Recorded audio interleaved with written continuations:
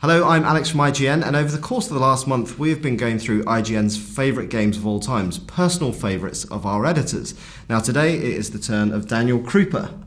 Now, Daniel, what is your favourite game of all time? I think the TV gives it away. It's Resident Evil 4.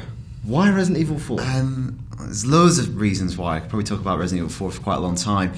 First off, I think it's a really interesting game. I love the kind of story behind it. It's a game they kind of remade 4 times. There were aborted versions. The first iteration went on to become Devil May Cry. Right. There were 2 more versions that they made, almost like 40-50% completion, and then scrapped. And then it was like this game was struggling to be born, and eventually this came out. Shinji Mikami oversaw it, and he made it with a team that, must have been pretty demoralised, disheartened after making 3 games to have them thrown away. And they made it with the pressure of knowing that if it didn't do well, if it wasn't critically well received, Resident Evil might be over as a series. And they went on to probably make, I think, one of the best games ever made. Certainly one of the best action games ever made, I think.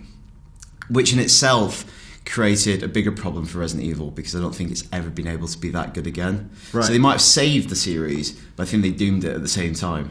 So are there any particular points in the game that are highlights for you that distill what is so great about Resident Evil 4? It's always changing, and it's always escalating. So it kind of ditches a lot of the conventions of the original series. Like, I'm a bit of a horror fan, and this is kind of a bit more James Cameron Aliens to Ridley Scott's Alien, with its relation and the way it tackles its horror. It changes the perspective, and when you first get to the village and the kind of vaguely Spanish, Central European natives come to greet you, and they descend on you in a mob.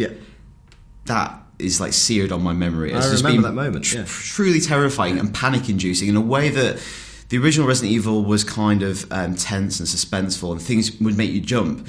This kind of induced a feeling of panic that I've never had in a game, where you were kind of barricading yourself in a house.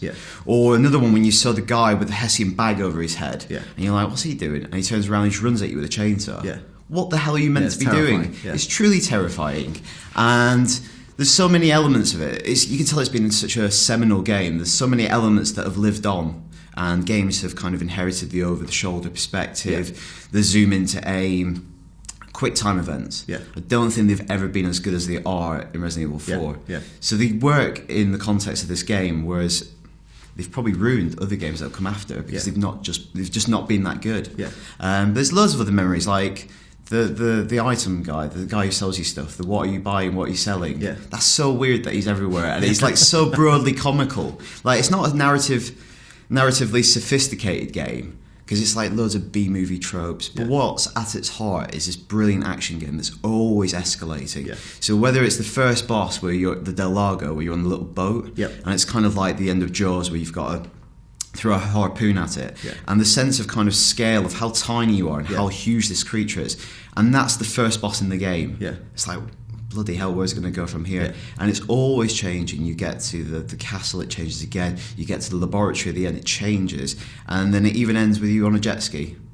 So it's like, all great games should do that, right? And I've got so many great memories of replaying it, but I think it's one of my favourite games is because it came out in January 2005, and I just started university a few months beforehand, and I didn't take a console to uni. I was making friends for the first time in my life. Wow. And I think it was this insight into your life. Prior to that, I didn't know anyone prior to going to university, and it was like this crossroads. It's either I kind of stop playing games and become a casual gamer, and I play 2 or 3 games a year, the big releases. And then that Christmas, when I was home for the break, I had some money, and I bought this GameCube game. And bear in mind, I had this little purple GameCube, quite innocent, childish and cute. Like a handbag. And Resident Evil 4 came on this little dinky disc, and what was on it was so horrible. And it completely sucked me back into playing games, and I thought from then on, I'm going to play games for life, like I had done as a kid. It was the one that kind of really drew me back in and got me back into games in a big way. So that's why it's my favourite game of all time. Wow, so pretty powerful reasons for loving Resident Evil 4. So. And since that day, I've never had friends again. So, so that was Krupa's favourite game of all time. You can also see what other editors on IGN thought were their favourite games of all time right here on IGN.